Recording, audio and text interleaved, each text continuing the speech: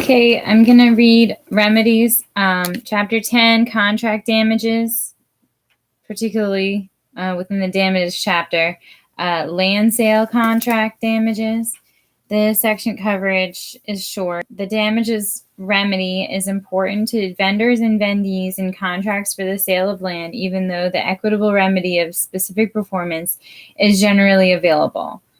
Equity courts historically have deemed that every parcel of land is unique and that award of damages is therefore inadequate.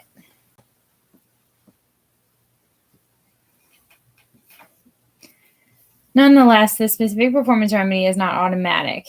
A court must still evaluate the relative hardships of the parties. Moreover, that remedy is not practical in all cases depending upon the cause for the breach and changes in the parties' positions between breach and trial. The usual damages award for breach of a contract to convey land is based on the expectancy interest.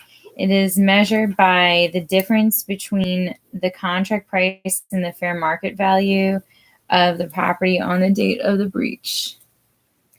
The damages award also includes any consequential damages proved with reasonable certainty. There is a further adjustment for the benefits received or expenses saved by the plaintiff.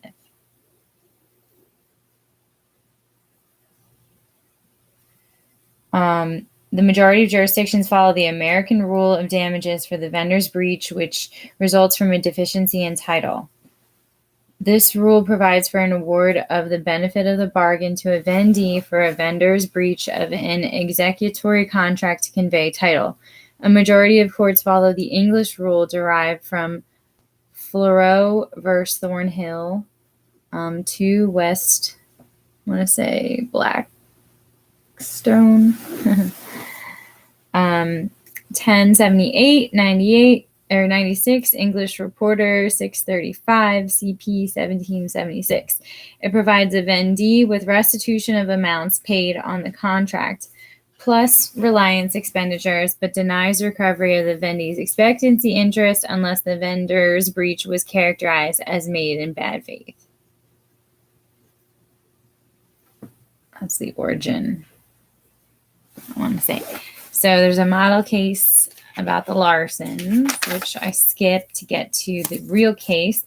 Uzan versus 845 UN Limited Partnership, 2004 in New York. Justice Mazzarelli writes the opinion. This appeal presents the issue of whether plaintiffs who defaulted on the purchase of 4 luxury condominium units have forfeited their 25% down payments as a matter of law. Because the governing purchase agreements were a product of lengthy negotiation between parties of unequal bargaining power, all represented by counsel. Did I say unequal when I meant to say equal?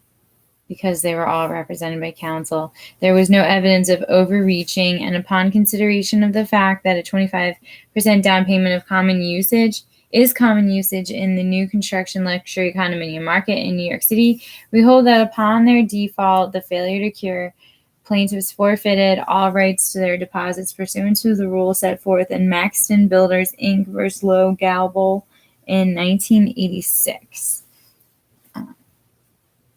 So that's the holding based on what sounds like precedent. The facts are as follows. In October 1998, defendant 845 UNLP began to sell apartments at the Trump World Tower, Trump World, a luxury condominium building to be constructed at 845 United Nations Plaza. Donald Trump is a managing general partner of the sponsor. Plaintiff Kem Uzan and Hakan Uzan, 2 brothers, are Turkish billionaires who sought to purchase multiple units in the building. In April 1999, plaintiffs and an associate executed 7 purchase agreements for apartments in Trump World. Only 4 of those units, the penthouse units, are the subject of the lawsuit and appeal. As relevant, Kamuzan defaulted on contracts to buy 2 penthouse units on the 90th floor of the building, and Hakan defaulted on contracts to purchase 2 other penthouse units on the 89th floor. The building had not been constructed when plaintiffs executed their purchase agreements. In paragraph 17.4 of those contracts, the sponsor projected that the first closing in the building would occur on or about April 1, 2001, nearly 2 years after the signing of the agreements. The condominium offering plan included a section titled Special Risks to be Considered by Purchasers, which stated, purchasers will be required to make a down payment upon execution of a purchase price in an amount equal to 10% of the purchase price, and within 180 days after receipt of the executed purchase agreement from sponsor, or 15 days after purchaser receives a written notice or amendment to the plan declaring the plan effective, whichever is earlier, in additional down payment equal to 15% of the purchase price. The offering plans predominantly disclose the sponsor's right to retain the entire down payment should there be an uncured default. Negotiations preceding execution of the purchase agreements. Plaintiffs were represented by experienced local counsel during a 2-month long negotiation for the purchase of the apartments. There were numerous telephone conversations between counsel, and at least 4 extensively marked out copies of the draft purchase agreements were exchanged in consideration for plaintiff's purchase of multiple units. The sponsor reduced the aggregate price of the penthouse units by more than $7 million from the list price, and the offering plan for a cost of approximately $32 million. Plaintiffs also negotiated a number of revisions to the standard purchase agreement, including extensions of time for payment of the down payment. As amended, each purchase agreement obligated plaintiffs to make a 25% down payment, 10% of contract, and additional 7.5% down payment 12 months later, and the final 7.5% down payment 18 months after the execution of the contract. At no time did plaintiffs object to the total amount required as a non-refundable down payment.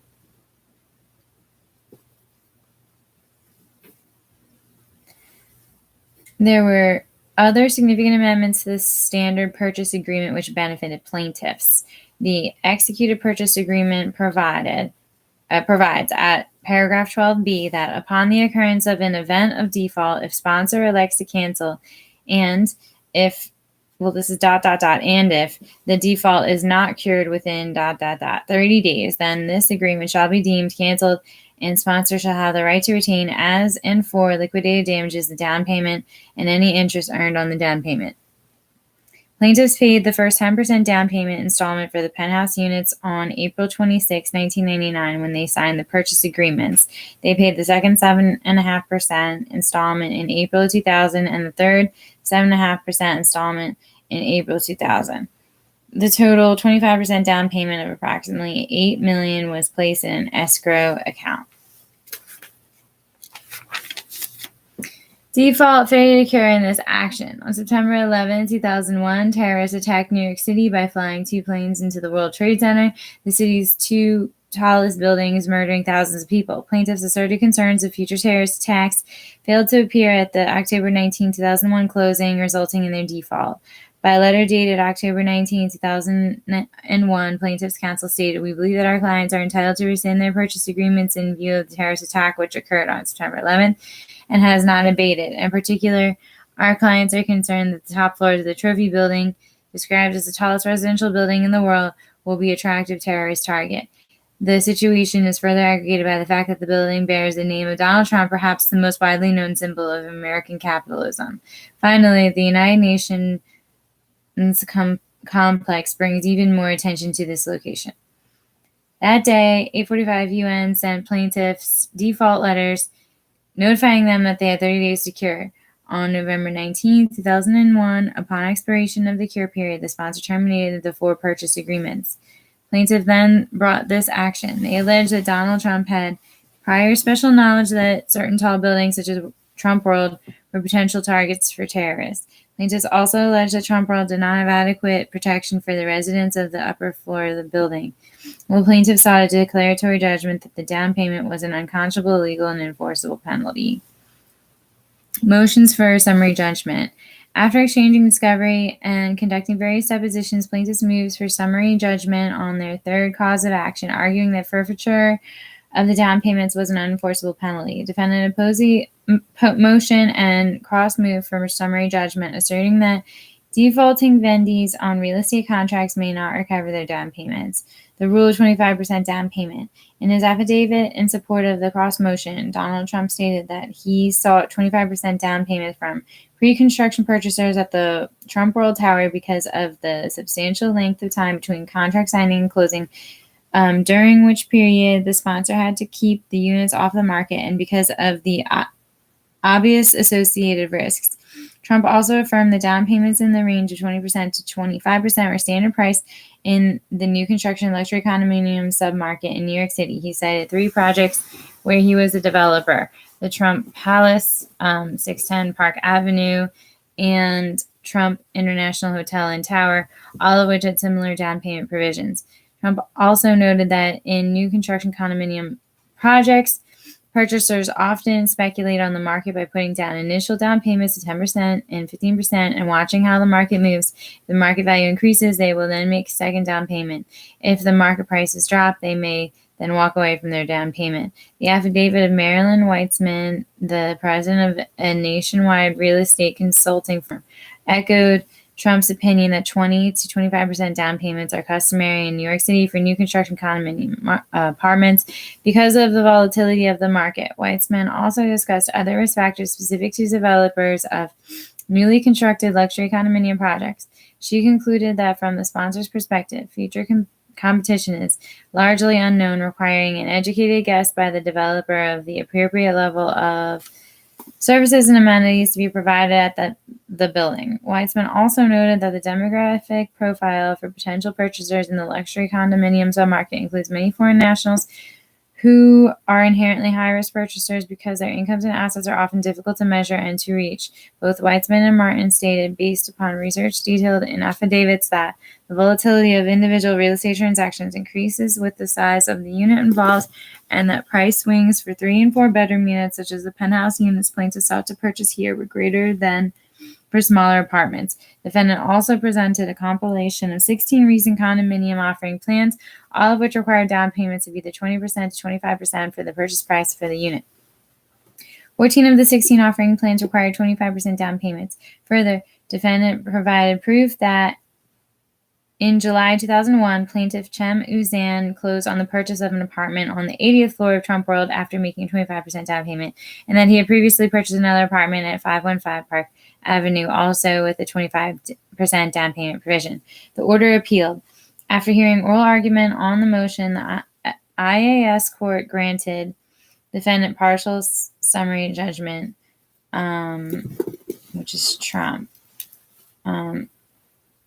finding that plaintiffs forfeited the portion of the down payment amounting to 10% of the purchase price pursuant to Maxton Builders, Inc. versus Low Galbo, 1986 Supra. The court held that the remainder of the down payment was subject to liquidated damages analysis to determine whether it bore a reasonable relation to the sponsor's actual or probable loss. Defendant appeals from the portion of the order which denied it full relief.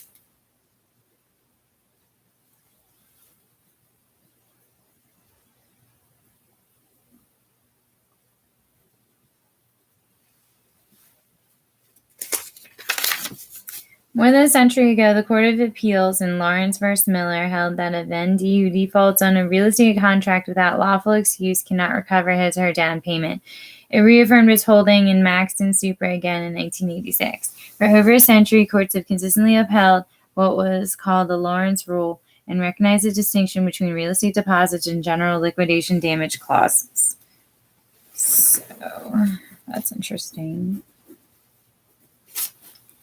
Liquidated damage clauses have traditionally been subject to judicial oversight to confirm that the stipulated damages bear a reasonable proportion to the probable loss caused by the breach. By contrast, real estate down payments have been subject to limited supervision. They have only been refunded upon a showing of disparity of bargaining power between the parties, duress, fraud, illegality, or mutual mistake. See Cipriano v. Glen Cove Lodge, New York, 2003. In Maxton, plaintiff had contracted to sell defendants a house and accepted a check for a 10% down payment. When defendants canceled the contract and placed a stop payment on the check, plaintiff sued for the down payment, citing the Lawrence Rule. Defendants argued that plaintiff's recovery should be limited to its actual damages. In ruling for the vendor, the Court of Appeals identified two legal principles as flowing from Lawrence. First, that the vendor was entitled to retain the down payment in a real estate contract without reference to its actual damages. Second, the parent rule upon which the first rule was based, that one who breaches a contract may not recover the value of his prior performance. The court noted that the parent rule had been substantially undermined in the 100 years since Lawrence. First, that the vendor was entitled to retain the down payment in a real estate contract without reference to its actual damages. Second, the parent rule upon which the first rule was based, that one who breaches a contract may not recover the value of his prior performance. The court noted that the parent rule had been substantially undermined in the 100 years since Lawrence. Many courts have rejected the parent rule because of criticisms that it produced a forfeiture, and the amount of the forfeiture increase is as performance proceeds, so that the penalty grows larger as the breach grows smaller. So that's a criticism of parent rule. So what's the child rule?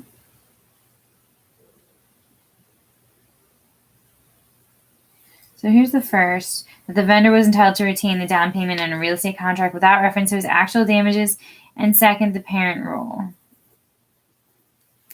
upon which the first rule was based, that one who breaches a contract may not recover the value of his prior performance. The court also noted that since Lawrence, the rule of allowing recovery of down payment was not more than 10% in real estate contracts continues to be followed by a majority of jurisdictions, including in New York, Maxon, blah. Thereafter, the court noted the long and widespread reliance on the Lawrence rule in real estate transactions, and it concluded that based upon notions of efficiency and avoiding unnecessary litigation, the rule should remain in effect. After acknowledging that real estate contracts are probably the best examples of arm's-length transactions, the court broadly concluded, except in cases where there is a real risk of overreaching, there should be no need for the courts to relieve the parties of the consequences of their contract. If the parties are dissatisfied with the rule of Lawrence, the time to say so is at the bargaining table. The Maxon-Lawrence rule has since been followed by this court as well as other departments to deny a refund of a down payment when a default has occurred. Further, other departments have specifically applied the Maxon-Lawrence rule, where, as here, a real estate down payment of greater than 10% of the purchase price is at issue. Applying the reasoning of these cases to the facts of the instant matter, it is clear that plaintiffs are not entitled to return of any portion of the down payment. Here, the 25% down payment was a specifically negotiated element of the contracts. There is no question that this was an arm's-length transaction. The parties were sophisticated business people represented by counsel who spent 2 months at the bargaining table before executing amended purchase agreements.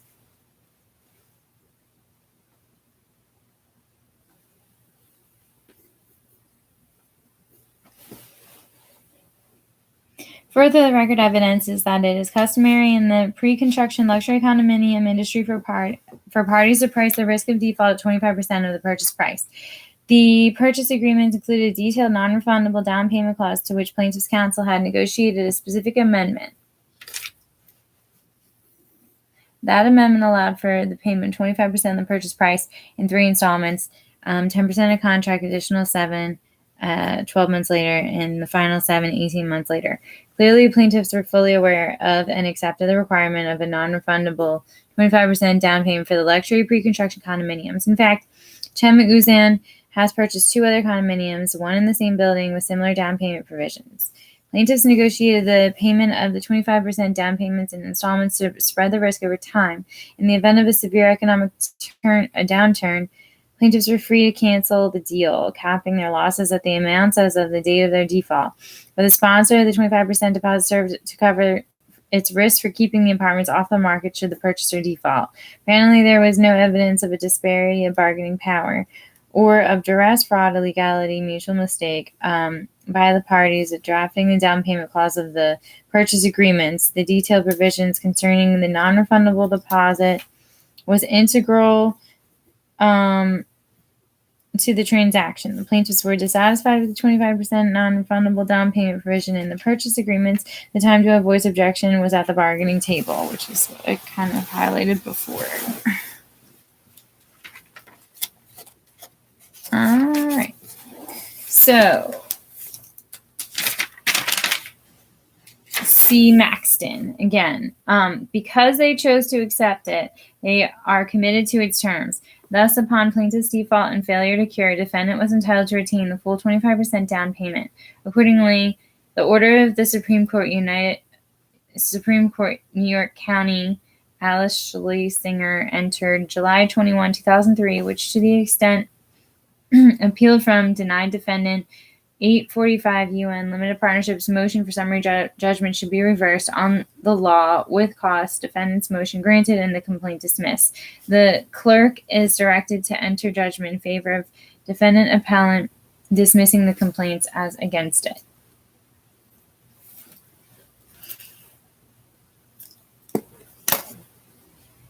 And I will read the notes to this case. 1. The court in the principal case observes that the rule in a majority of jurisdictions is that a non-breaching seller is entitled to retain the breaching buyer's down payment regardless of the seller's actual damages. Thus, in a majority of jurisdictions, the seller may be entitled to retain the buyer's down payment even if the seller later resells a property for more than the purchase price, or even if the down payment exceeds the difference between the purchase price and the resale price. This is particularly true if the down payment is no more than 10% of the purchase price, or if the real estate contract expressly provides the seller the right to retain the down payment. Some courts, such as the court in the principal case, distinguish earnest money provisions in real estate contracts from liquidated damage clauses in other contracts, and subject to earnest money provisions to limited scrutiny. Other courts subject earnest money clauses to judicial scrutiny, but have found difficulty in determining the seller's actual damages because of difficulty in determining the market value of the real property. Liberty Life Insurance Co. versus Thomas B. Hartley Construction Company, 1989, or because of difficulty in anticipating costs that may accrue to the seller as a result of maintaining possession of the property for longer than anticipated. Growney versus CMH Real Estate, Nebraska, 1976. San Francisco Distribution Center, LLC versus Stone Mason Partners, LP. Florida Court Appeal, 2014, recognizing both difficulty in determining market value and assessing carrying costs. So that explains that. Other courts allow the defaulting purchaser to recover some or all of the down payment if it exceeds the seller's actual damages. For example, Vines versus Orchard Hills, Inc. in Connecticut, 1980, the defaulting would-be purchaser of a condominium bought a claim for unjust enrichment against the seller. I'm guessing this is a minority then.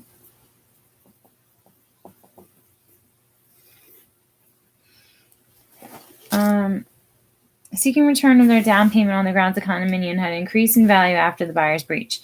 The Connecticut Supreme Court concluded that a breaching purchaser may be entitled to restitution despite a forfeiture clause in the contract if the down payment exceeds the seller's actual damages. However, the court noted that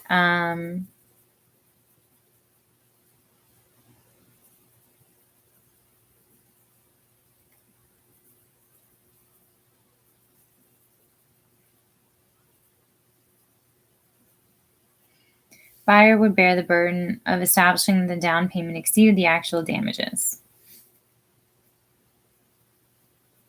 The court remanded the case to the trial court to allow the purchasers to present evidence of the seller's actual damages. See also Shanghai INV Co. versus Alteca Co. Hawaii, and Kudzin versus Pierny, New Jersey, 1991. Actual damages. Should a seller ever be able to recover its actual damages when a purchaser breaches a real estate contract? What effect, if any, does the forfeiture clause, such as the one at issue in the principal case, have on the seller's right to recover actual damages? Many jurisdictions, including New York, allow a seller to elect to recover actual damages rather than enforce a down payment forfeiture provision in the real estate contract. However, these jurisdictions generally require the seller to elect one remedy or another. In order to seek actual damages, the seller must direct that any earnest money be returned to the purchaser. See Inri Berlin and Denmark Distributors, Inc., New York, 2014. Osborne vs. Denison, Wisconsin, 2019. In contrast, some courts have invalidated forfeiture clauses in real estate contracts because the clauses attempt to preserve the seller's ability to elect between forfeiture of the down payment and actual damages. See Grossinger Motor Corp vs. American National Bank and Trust, Illinois, 1992. Or Lifimine vs. Barron, Florida, 1991.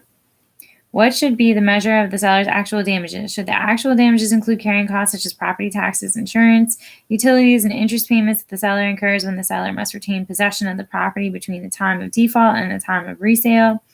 Compare Nur Tamid, Congregation of Northtown vs.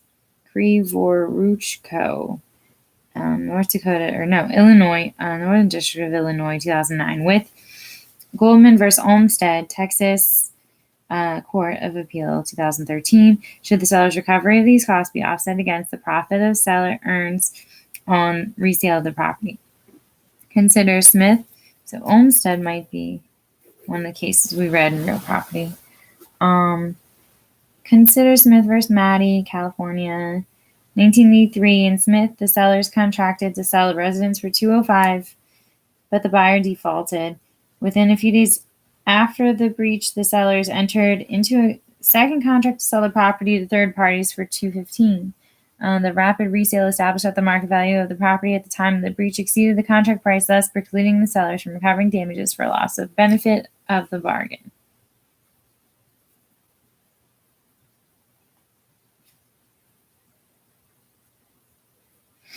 The sellers also sought consequential damages for miscellaneous costs of insurance, taxes, utilities, and interest payments incurred between the default and the subsequent resale. The court held that defaulting buyers should receive a credit for the higher proceeds received in the resale against the damages liability. The rationale was that the sellers otherwise would receive a windfall if the offset was denied to agree. In order to reach its result, the court concluded the two sales were not inherently separate. What if the resale had taken place 6 months after the breach instead of just a few days? Note 4, the traditional equitable rule holds that damages provide an inadequate remedy at law in land sales contracts because every parcel of land is considered unique. This traditional approach was not followed in Centex Homes Court v. Boeing, New Jersey, 1974, where the court denied specific performance to a seller of a condominium unit. Equitable relief was denied because one, the property was virtually identical to hundreds of other units being offered for sale to the public, and two, the damages resulted from a breach were readily measurable. In the ordinary land sales case, the traditional assumption of the inadequacy of damages still prevails. Is it appropriate to treat remedies for land contracts unlike other types of contracts? Should the availability and measure of damages for a breach of contract to sell land play a significant role in whether the court will grant or deny specific performance?